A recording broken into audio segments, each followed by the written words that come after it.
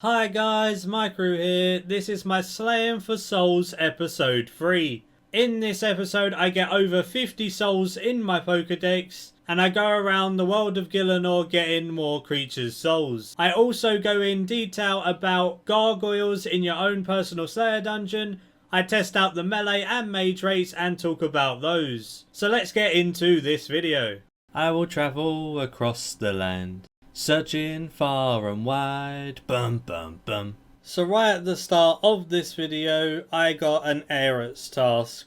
I really wanted to try and actually get the Erets soul, and in the future I'd like to actually test out a room with Erets in and see how much damage they deal and how well you can sustain yourself. But for now I'd just like to get one soul of theirs, so I had to stock up on Ushabtis. So I bought 10 more of them. It costs 200 Slayer points just for 10, so it really does add up. I think I'm just going to buy them whenever I need them, instead of stocking up a huge amount and being left with no points. But at least we have some for a while now. We did the Eret task nice and fast in Curadel's dungeon with an aggro pot. Really like doing it here because it does give a lot of experience. Plus I managed to get a double ferocious ring drop with my Eret mask, which was kind of funny. But no souls still. I got a Gargoyles task, and they're one that I really wanted to try out in my personal Slayer dungeon. Unfortunately, Summoner gave me the task, and when you get the task from Summoner, you cannot do it in Curadel's dungeon. So I had to go to the Slayer Tower to kill the Gargoyles, which was fine, but it just wasn't as fast as Curadel's. Still pretty fast though. In the first Gargoyle task, I managed to get 2 souls, so I was going to go get my mask and force another task in order to try and get the last 3 to have 5 in a room. Also remember, at the end of your task in the Slayer Tower, hand in that contract for some nice XP or GP. Hey, there's the 5th soul. So we got all 5 souls of the Gargoyles, and I'm going to try and put them in my medium room, and hopefully they'll turn out to be pretty damn decent. I have high hopes for the Gargoyles, so let's hope they do not disappoint. So you know when I said those Ushabtis would last me a while, hopefully? Well, they're not going to, because I really want to get 50 souls in my codex so I could teleport to my own Slayer dungeon. This means I need more Ushabtis, and I need to travel around Gielinor a bit more and get some more souls. So 8 more Ushabtis it is, and this should get me 50 souls. I decided to collect some of the easy monster souls to get my Pokedex up to 50. I killed all of the monsters in the Fremennik Slayer dungeon, going from monster to monster until I got their souls. It didn't take too long really. Most of the monsters were pretty easy to kill. Obviously you had to remember to bring a mirror shield and stuff like that. I also brought broad arrows for Turoths. So I managed to get the Rock Slug soul, the Cockatrice soul, the Pyrophene soul, the Basilisk soul, Jellies, the Turoths, and then when I got to the Kurasks, it actually took a very long time for their soul compared to the others especially. I guess they are a higher level, but it literally took me 30 minutes to get their soul. A second Kurask egg, but still no soul, man. Jesus. Finally got it after like 30 minutes. Worth it, I guess. I barely ever kill dragons, and it's like my second kill I get a blue dragon egg. I guess it's pretty rare. I don't think I'll ever use it, and it will just sit in the bank, but I guess it's a nice drop to see. Now it's time to get that soul. I thought there would be quite a lot of creatures to kill in the Tavily dungeon as well, so I got the soul from the blue dragon to start with and carried on through the dungeon. After the blue dragon soul, I managed to get one from black demons. It only took about 10 minutes, so I was pretty pleased with that. Hellhounds also only took around 5 minutes, which I was pretty pleased with as well, as I thought they might have took a little while. And the last one I had to do were black dragons. Black dragons took the longest out of all of them, but still were only around 15 minutes, so that was still a nice and easy soul. And that's the whole Tavily dungeon for me. Off to the Slayer Tower I go. So a nice easy one to start off with. I killed Crawling Hands. Then I moved on to Banshees, because obviously the bottom floor had super easy ones. Both of those took mere minutes. Then I moved up a floor, killed the Infernal Mages and the Bloodveld, and then I ran out of Ushabtis except for one. And that one I wanted to use on Abyssal Demons with a task that I had forced. So I would have extra chance of getting the Abyssal Demon one, as it was a lot harder than the others. I managed to get an Abyssal Demon soul like right at the end of the task. Trading in all of those souls was actually really good experience. Some of the souls gave tons of experience each, like the Black Dragon, the Black Demon and the Hellhounds and things.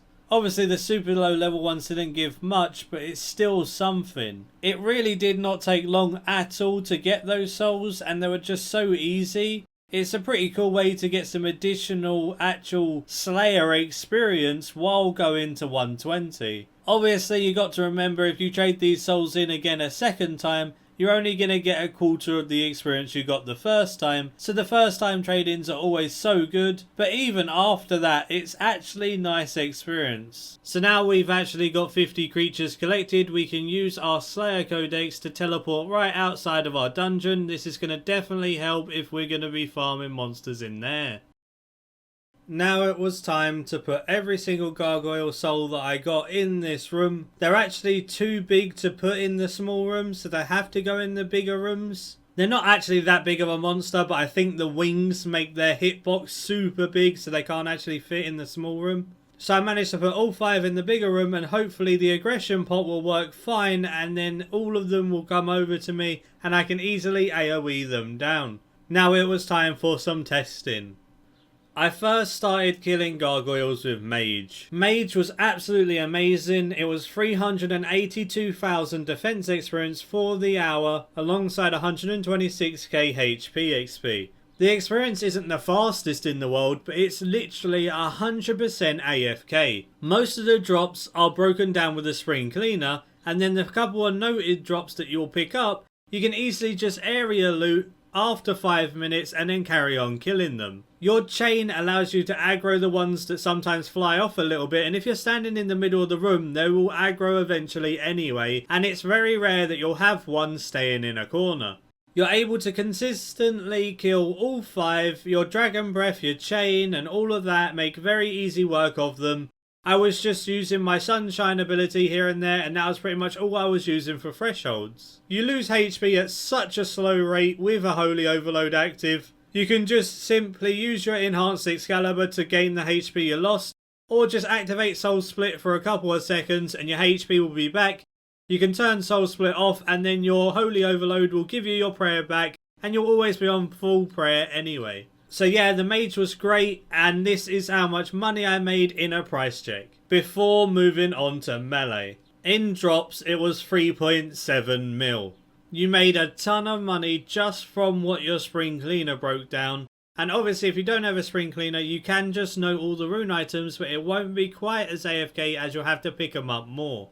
I made 1.4 mil just from the runite ore that was dropped. And then obviously all of the other items add up over time and combine really well for a high amount of money. Remember to take your gem bag because you'll fill up 60 emeralds and 60 rubies at quite a fast rate. It was taking about 45 minutes to fill up a gem bag with 60 of each. And then after that 45 minutes you could easily have just teleported to the bank and back with the Slayer Codex if you've got 50 souls. So AFK, really good money and decent experience. You can't really ask for any more than that. For the next hour I tried melee with a scythe. The scythe does make pretty quick work of the gargoyles, but unfortunately it's not quite as good as Mage, obviously due to the range. Mage can easily aggro the ones a little bit in the distance with chain. Melee struggles aggroing the ones in the distance a little bit more. Although to be honest, it was much better than I expected it to be. As long as you're standing where I am in the video around the centre,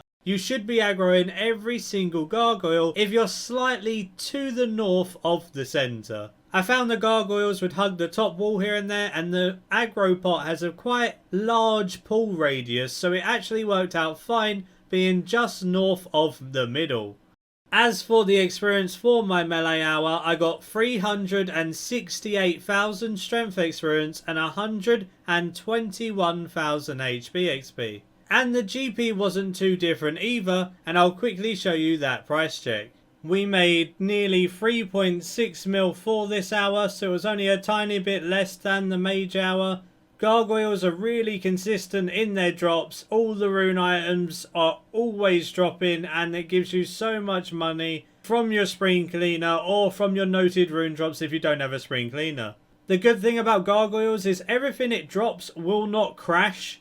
So these will always be this amount of money, because all of those items like the bars, the ores, the rune items, they are always going to be good money. Definitely a great one to add to your dungeon, and I prefer these over cave horrors for sure. Just a quick breakdown at the end of the Gargoyles XP rates. The melee hour was 368k melee XP, the constitution XP was 121k. The mage was only slightly better, nearly 20k more magic experience at 387k, and 127k constitution XP. The melee was a bit less AFK because obviously you have to pop more thresholds than mage, because all you have to do as mage is sunshine, and here and there I had to move around as melee a little bit more than I did when I was maging. But both hours I got over 3.5 mil in GP, so say this is 3 to 4 mil an hour, it's absolutely crazy money for being fully AFK. Especially with Dark Beast now not being 95% against magic prey, these are probably the next best thing for AFK money making. Thanks for watching, give the video a like if you did enjoy it, subscribe if you're new for future content and tons of RuneScape 3 related stuff. Goblin Slayers with a Z is my clan, it's open to everyone and anyone. You can join my friends chat Maikeru in game if you wanted to chat with me or anyone else in there. The Discord link will be in the description as well if you fancy chatting on voice communications, alongside my Twitter link in the description if you fancy following me there. And until next time, see ya.